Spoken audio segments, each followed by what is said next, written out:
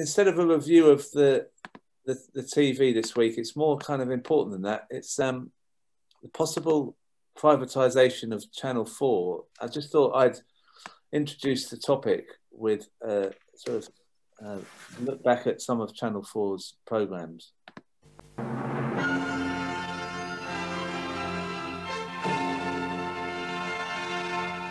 Good afternoon. It's a pleasure to be able to say to you, welcome to Channel 4.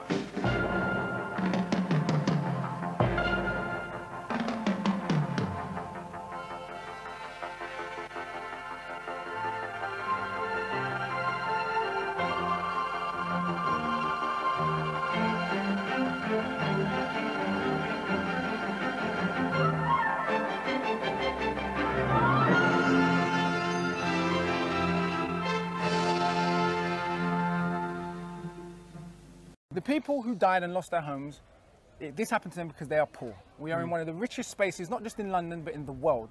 Repeated requests were ignored. There is nowhere that rich people live in a building without adequate fire safety. Everyone I spoke to who was out there couldn't hear alarms. There was no sprinkler system. There was no alarms. But what's so curious is that £8 million has been spent refurbishing. Yeah, because it was an eyesore for the rich people that live opposite. So they put panels, pretty panels on the outside, so the rich people opposite wouldn't have to look at a horrendous block.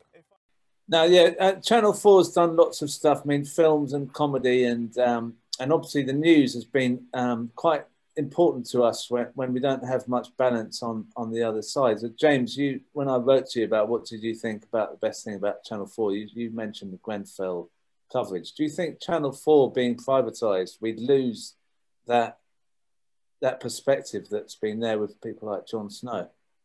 Yes, and that's why that's why they want to privatise it. The Tories, they have a campaign against public media and wish to shift the media landscape even further to the right. If Channel 4 is privatised, it means that it will have fewer regulations on it and will have fewer stipulations that it will need to make basically public interest programming. And it will definitely shift to be less challenging, I would say, of power. I mean, Channel 4 is not a left-wing broadcaster by any means. It's a sort of, it's a kind of liberal broadcaster that does some, that can do some humane things, like it did over Grenfell, where I think its coverage was absolutely excellent. And that is, that's the purpose of privatisation. It's been a long-standing interest for many people in the Conservative Party. The previous Culture Secretary, John Whittingdale, really wanted to do it, and his advisor at the time was Carrie Symonds, who's Boris Johnson's wife. So this is something which is, right at the heart of the Tory project. Yeah, and I mean, Pamela, looking at the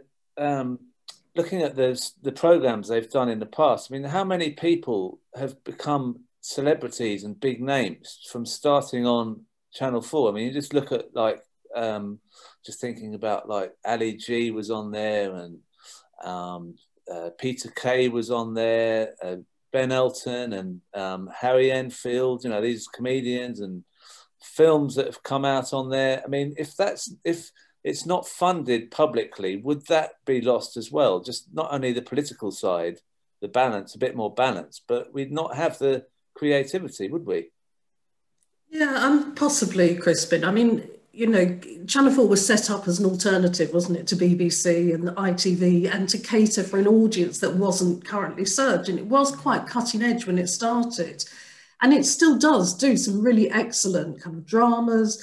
The news is probably better than most other news channels, but it's not perfect. And the thing is, like many people, I mean, I used to really, love Channel 4 News, love watching stuff on Channel 4.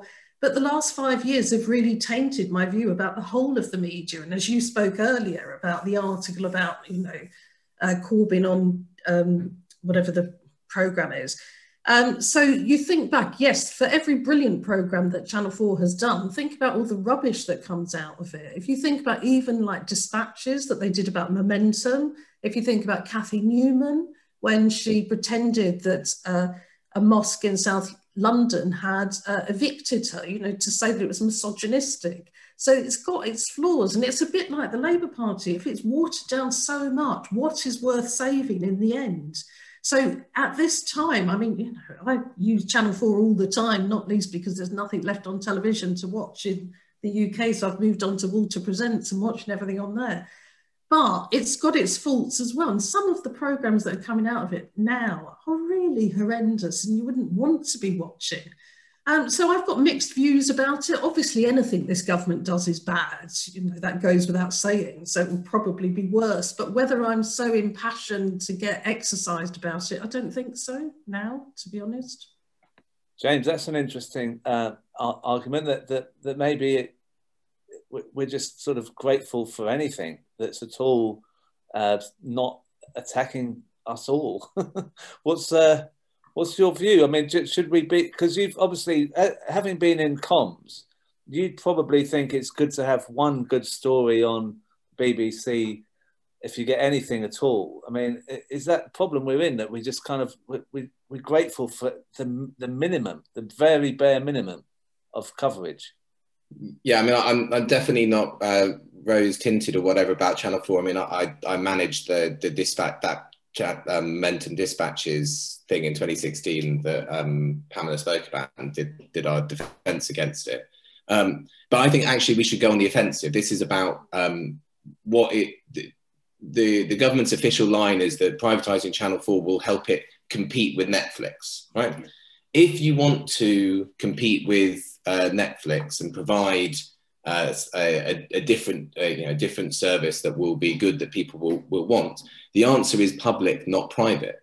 We already have, because we've already paid for, through public funds, through Channel 4, through the BBC, through film grants and all sorts of things, an absolutely enormous trove of publicly created material, TV programs, documentaries, films, art, the whole thing.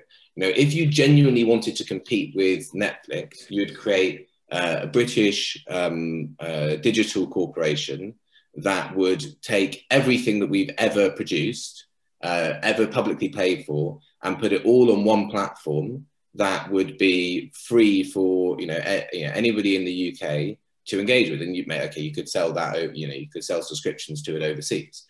I think rather than us saying, no, we need to defend the small snippets of light, the small shards of light that allow us in, we should be arguing, no, this is an absurd thing. You want to compete with Netflix, you want to have the best broadcasting, the best news, stuff that can compete with Amazon and Netflix and so on. No, the answer is public investment and breaking down the artificial barriers. So, for example, on why is iPlayer, the programs only stay up for 30 days or whatever? It's not for any technical purpose. It's in the Ofcom regulations. It's so that the public free stuff that you can get through logging in an iPlayer doesn't compete with private broadcasters. We have a system which is set up to undermine the public, and of course the privatisation of Channel 4 would just be a further step in that direction.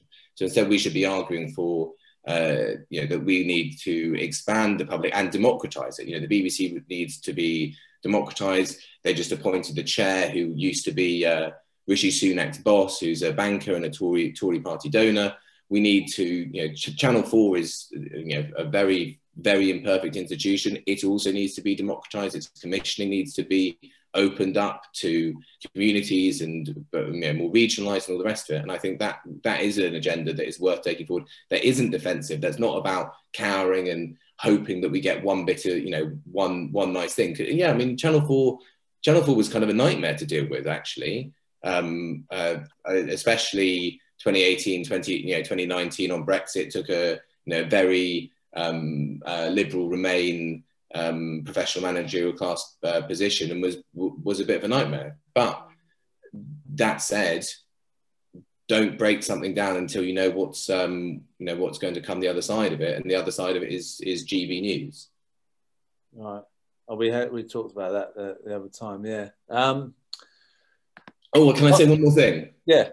It's not my idea. I saw Libby yesterday at the demo, and she had an excellent idea for it, which was if they do privatise it, the trade union should buy it, and we've already got a big socialist TV.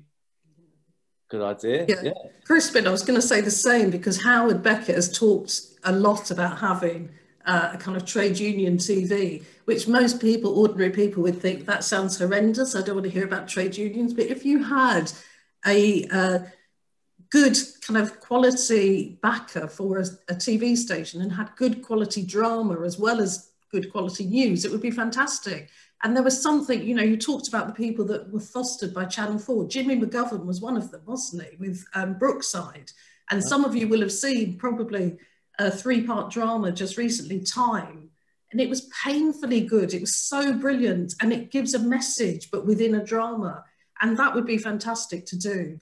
I think I agree with James. Let's just be thinking about what scraps are given to us. We need to be coming out fighting. I want a decent TV station, but I also want a decent newspaper, and we haven't got one now. Currently, there's nothing.